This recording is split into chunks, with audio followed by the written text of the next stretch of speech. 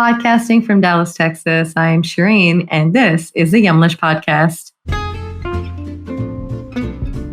Yumlish is working to empower you to take charge of your health through diet and exercise and reduce the risk of chronic conditions like type 2 diabetes and heart disease. Through amplifying the voices of healthcare professionals, educators, and communities, we hope to share a unique perspective and a culturally relevant approach to managing these chronic conditions with you each week.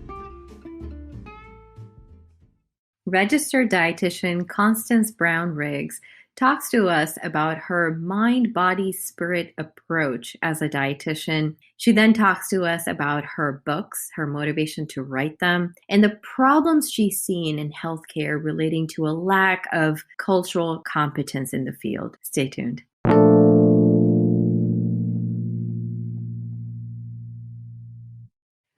Constance Brown, owner of CBR Nutrition Enterprises, is the author of Diabetes Guide to Enjoying Foods of the World and African American Guide to Living Well with Diabetes. She is the past chair of the Diabetes Dietetic Practice Group of the Academy of Nutrition and Dietetics. Welcome, Constance. Thank you. So great to have you on. I want to start out by asking you, what led you to a career as a dietitian as a whole, and then more specifically, a dietitian that works with chronic illnesses with really this mind, body, spirit approach? Believe it or not, my interest in the field started as a young girl. My next door neighbor was a home economist. So during the school year, she taught home economics. And in the summer, she actually covered in a hospital as a dietitian.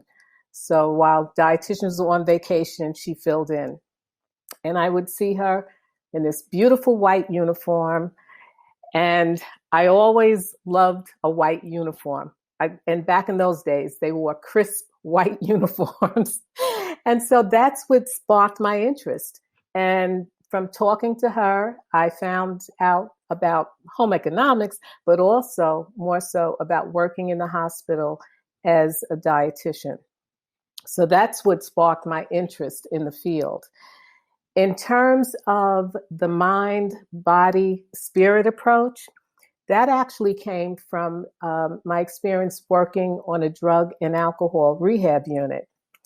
And on that unit, I was exposed to, all the principles in terms of drug and alcohol rehab, attended a lot of sessions with the clients and the social worker and the psychiatrist and so on. And that's when I became more exposed to chronic illness, looking at alcohol and drug abuse in the same aspects, if you will, as chronic illness, and looking at it from the mind, body, spirit approach. So that's where I initially just kind of married the two, put them together. And I've been practicing since that time, pretty much with those principles, connecting everything, starting, looking at as I say, the foundation, which is the body. And then the next layer, if you will, is the mind, and then ultimately the spirit. So whether we're talking diabetes that's not properly managed, if we're talking high blood pressure that's not properly managed, anything that's going to affect the body. Caffeine, for an example, affects the body. And if there's a problem in terms of the body, it's going to affect the mental state. You think about it. If you've got your blood pressure is raging, 9 times out of 10, you're going to have a terrible headache. And if you've got this terrible headache, you're not going to be able to think clearly. And at that point, you're not going to have, I call that spiritual connection from the mind. So it's the whole thing. It just goes together in almost any example that you can think of, any illness, any abuse, drug abuse, alcohol abuse, any of that. It's affecting the body, it's going to affect the mind, and it will ultimately affect the spirit. Mm-hmm. Oh, I love that connection there. As a practicing dietitian and certified diabetes educator, what is your general approach to chronic illness management through nutrition? I always approach it, we'll say the patient, from the patient-centered approach. So the disease may be the same. You know, if we use diabetes, the diagnosis is diabetes. But after that, everything is very individual. So I always take a patient-centered approach. And I happen to be one of those people in general that ask a lot of questions. That's one of the things my family always told me. My mother, she'll tell me something. Mrs. Brown had to go to the doctor. Well, what did she go for? You didn't ask her why she went to the doctor? What's going on? So I've just always been inquisitive. And so that's the most important thing, asking the questions. And I should say the most important thing is not asking the questions. You want to ask the questions? The most important thing is listening to the answer and truly being present and listening to that individual. And then I always want to honor an individual's culture.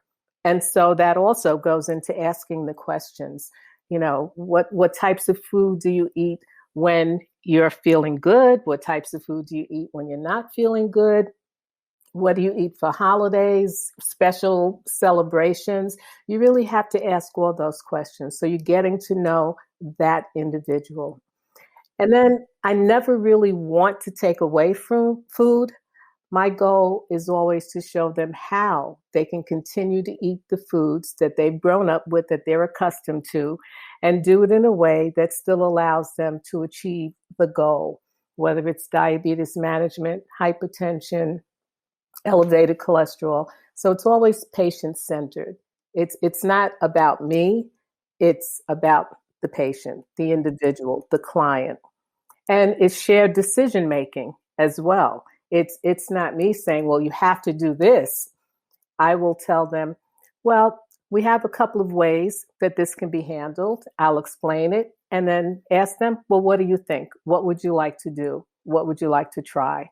So again, it always just boils down to the individual. And I also believe small, gradual changes. That's what works best. Whatever the disease, whatever the behavior that we're trying to get them to change, it's small steps. That's what's going to work best for the individual. Mm-hmm. Now, I want to talk about the books that you've written, Constance. So, the first one, The African American Guide to Living Well with Diabetes. What motivated you to write this book?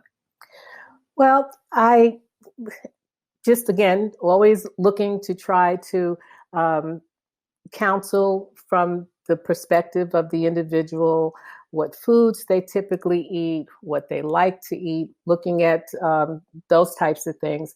There was not a book out that really addressed African Americans and looking at it from their food choices, from even the way we can get physical activity in, the way African Americans perceive weight. There was nothing really, a comprehensive book that addressed all of those issues. I couldn't find educational tools that depicted African American. Everything was kind of, for lack of a better word, we'll say whitewashed. And, so everything looked exactly the same. There was nothing that resonated with African Americans. And actually, the first educational tool that I developed was the Diabetes Soul Food Pyramid.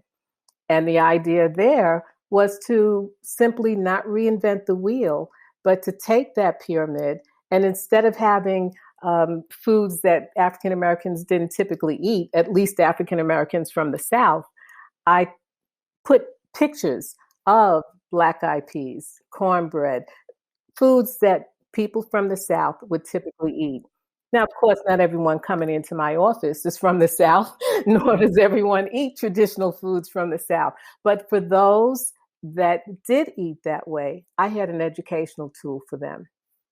So that was the first thing. And from that, I actually went on to write the book. I developed several other educational tools, but it all led to the African American Guide to Living Well with Diabetes.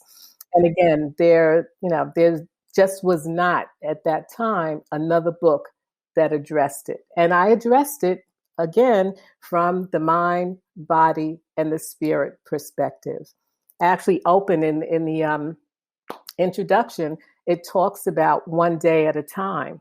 And that's a very common spiritual song. Well, it wasn't necessarily a spiritual song when it was written, but it is a song that is sung in many Black churches, Baptist churches, and so on. And so I started it talking about that. But that also applies to living with diabetes, one day at a time. That's it. So it's all tied in. Everything that I do is tied in, looking at the cultural perspective, trying to help that individual honor their culture along the way. And that's the important thing. I love it. I love it. Your second book, Diabetes Guide to Enjoying Foods of the World. And in fact, for listeners here on the podcast today, there's a special treat to that end coming up at the end of the episode. But specifically for this book, I mean, what was your motivation around this one? Again, honoring the culture. So thinking of people with diabetes specifically, thinking that they have to give up the foods that they've grown up on or foods that they want to try. And we know ethnic cuisine tends to be the healthiest cuisine. And so the goal was twofold: to help individuals with diabetes understand, yes, you can eat these foods. You can have Moroccan food, or you can have Chinese food, or whatever it is in terms of the ethnic groups. And there's actually 11 different cuisines in the book. And the goal is, again, to honor the culture, let that individual show them how they can include these foods in their diabetes meal plan and still be successful at managing their diabetes. That's the goal. So everything just kind of ties into the culture, the individual's culture, and honoring that culture. I love it. Yeah. What are the problems you've seen in healthcare relating to this lack of cultural competency really in the field? And how have these problems really changed, if at all, in your time as a dietitian?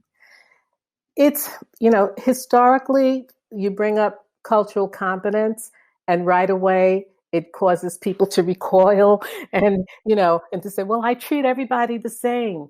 And that's because they don't understand cultural competence. I can't tell you how many times I've heard that refrain. I treat everyone the same. I don't discriminate. But the problem is you're treating everybody the same. You're not honoring that individual's culture. And then when they're, as they call it oftentimes, non-compliant, they're non-compliant because you're not providing culturally competent care for the individual. So it's cultural competence is important, but I think more than cultural competence is cultural humility. Because when you think of cultural competence, it's kind of academic. And professionals tend to feel, well, if I'm culturally competent, I understand everything there is about the culture. That's not getting it, because we know within cultures, there's that individuality as well. And so it's more, if you're coming from a place of cultural humility, you recognize you don't know everything. And you're more apt to listen. And that's part of it. And to understand the individual's historical frame, where they're coming from. Quick example in terms of, we're living through the COVID era now, and the vaccines are available, but how many African Americans are reluctant to taking the vaccine? So cultural humility will allow you to explore, well, what is this all about? And then you look at the history. And you see, Tuskegee and all those things that have caused African Americans to be very skeptical about, healthcare in general, and specifically, thinking in terms of a vaccine. So if you're coming from that place of cultural humility, you're going to listen and work from there, as opposed to just saying, well, everyone needs a vaccine. Why aren't you taking it? Mhm. So again, cultural humility is most important. Mhm. What solutions, if any, do you have for both the patients and providers when talking about cultural competency? I think from the patient perspective, it's you're not necessarily going to find a healthcare provider that shares the same ethnic background that you do. If you can, that's great. That's a step in the right direction. Still doesn't necessarily mean that you will get along with that healthcare provider. We have different personalities and so on, but you stand a better chance. But again, if you're seeing someone that you don't share the same cultural background, you may need, as a patient, to be proactive and make sure that you're giving them all the information they need so that they can help you in the best way possible. Oftentimes, patients just don't like to ask a lot of questions, and that's not really helpful. Then they're not satisfied. The healthcare provider is not satisfied because they're not getting, looking at the outcomes that they'd like to see. From the health provider perspective, it's really, and if you're not already aware, is to become more aware of cultural competence, what it means. And part of that cultural competence and cultural humility is looking inside at yourself as an individual, examining what your cultural biases are. We all have biases. And so it's really to look inside, that self-examination. And that will help you as an individual, as a healthcare provider, be a better healthcare provider. But again, those things, it's very difficult for many people to, examine themselves and to think about, the fact that, oh no, I'm not biased. It's implicit bias. That's the problem. We're not necessarily aware of it until we really think and think hard. And we Mhm. all have biases. Mhm. And I think the idea is not what I'm taking away from this is not to say I don't have a bias, but to understand exactly what that bias is. Exactly, Mhm. exactly, and where it came from. A lot of our biases are from family interactions, from the time we were little children, different things that we hear, different things we pick up, all of that stays with us, and so it's unconscious. We're not aware of it, but it's there. You take the time to explore, you'll recognize and be honest with yourself. Most Mhm. important. Mhm. Mhm. Mhm.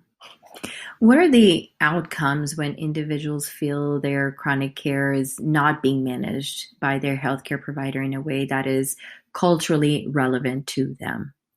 Oftentimes, they turn back, they turn off, and they won't go back for the appointment, or they're skipping appointments. They're just not engaged, and that certainly isn't helpful to that individual patient. But it happens so often. I tell people all the time, if you have a provider that doesn't you don't resonate with that provider, they don't resonate with you, there's you just feel things are off, you're not getting from that encounter what you feel you should be getting, find another provider. You can do that. You have that option. Again, so often people feel, well, can't change doctors. I have to stay with this doctor. No, you do not. You don't have to stay with that doctor. You don't have to stay with that dietitian, that diabetes educator. You find someone that you resonate with, because that's when you're going to have your best outcomes. And that's what we're looking for, the best outcome for the individual. Mhm. So, what are your recommendations for individuals to ensure that their doctor or dietitian can best help them within their, the patient's own cultural identity? What recommendations do you have for that? Well, again, it's really opening up, being open and honest. You know, um, in my culture, for an example, if the dietitian gives you a meal plan with foods that you have no idea what those foods are, be open and honest. Well, I don't know what this is. I don't eat this. in my culture. This is what we eat every day. This is what we eat for holidays. Let them know this is the type of meat. This is the type of vegetable that we eat. Bring pictures in to show your dietitian or diabetes educator. Let them know what it is. And if you're keeping a food diary, which generally they will ask you if it's a dietitian, that's going to help as well, because then they get to see. And hopefully they will ask questions if there are things there that they don't understand what those foods are, how they fit, or, is it a carbohydrate? Is it more of a non-starchy vegetable? That type of thing. But really, it's that verbal communication. That's where it starts. Mm-hmm.